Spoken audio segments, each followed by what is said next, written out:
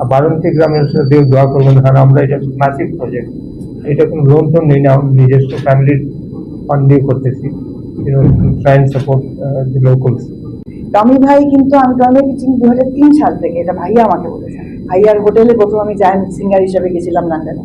সেই থেকে যে ভাইয়া যোগাযোগ রাখে একটা মানুষের সাথে, এবং এখন পর্যন্ত ভাইয়া আমাকে এত রকম ভাবে বিভিন্ন ভাবে আমাকে ভাইয়া কি বলবো যে প্রমোট করা, অ্যাসিস্ট করা, হেল্প করা, স্বপ্ন দেখানো। তো ভাইয়া হঠাৎ আমাকে বলে যে শোনো আমার এরকম একটা আমি গ্রাম করছি। আমি তো গ্রাম করছেন ভাইয়া, মানে আমি জানি ইট হাজ এ লট অফ থিংস, বাট গ্রাম মানে আমি না বুঝি নাই। তারপরে আমি বুঝতে পারলাম যে প্রিন্স চার্লসের সেই কনসেপ্ট যে he goes into the village, he goes into his backyard, and ওই যে সে নিজে ভেজিটেবল নিজে ছিঁড়ে ছেলে মেয়েদের খাওয়ানোর যে কনসেপ্টটা, ওটা ভাইয়া বুঝি সেরকম কিছু একটা। তখন আমাকে বলে যে তুমি হ্যান্ডিক্রাফট করে কাউকে চেনো? বললাম ভাইয়া if you don't mind saying আমি নিজেই করি।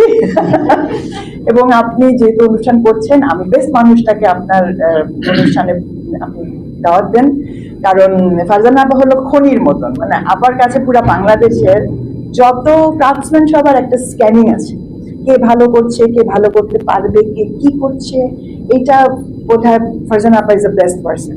তো আবার রাজি হয়েছেন আজকে আসতে, আবার কাছে আমি অনেক কৃতজ্ঞ। আর টমি ভাইয়ের কাছে আমি কত যে কৃতজ্ঞ যে এরকম একটা সুন্দর একটা অনুষ্ঠানে আমাকে আসতে বলবার জন্য এবং আমাকে এইভাবে প্রমোট করার জন্য, যেটা আমি প্রথম করছি।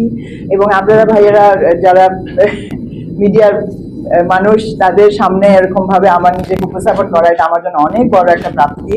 টমি ভাই যে কাজটা করছে, যে বারাণসী গ্রাম নামটাই একটা অসাধারণ সুন্দর নাম, এবং একটা ইকোগ্রাম, ওখানে সবকিছু থাকবে। মডার্ন ইকো ভিলেজ স্টাবলিশ করতে যাচ্ছি, যেখানে আপনার গ্রামের ভেতরে আমাদের মডার্ন যত ফ্যাসিলিটি সবকিছু এখানে ইমপ্লিমেন্ট করা হচ্ছে।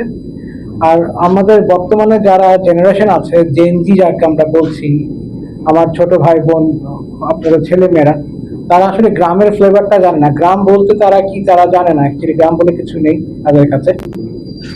এদেরকে ফোকাস করে, অ্যান্ড স্পেশালি উইমেন এমপ্লয়মেন্ট, এটা আমরা রিসেন্টলি মণিপুরিতে গিয়েছিলাম ওদের গ্রামে, তাদেরকে নিয়ে কিছু কাজ করা, মৌলভীবাজারে যারা মা বোনেরা আছে তাদেরকে নিয়ে কিছু কাজ এস্টাবলিশ করা, এই গল্পটাকে নিয়ে এখানে সাজানো। এখানে গাভীর দুধ দোয়ানো থেকে চা খাওয়া থেকে শুরু করে পুকুরে মাছ ধরে সেই মাছ রান্না করে খাওয়ার গল্পটা থাকবে এখানে। ব্যাংকক থাইল্যান্ডের যে কটেজগুলো থাকছে সেই স্টাইলে কটেজগুলো এখানে থাকছে।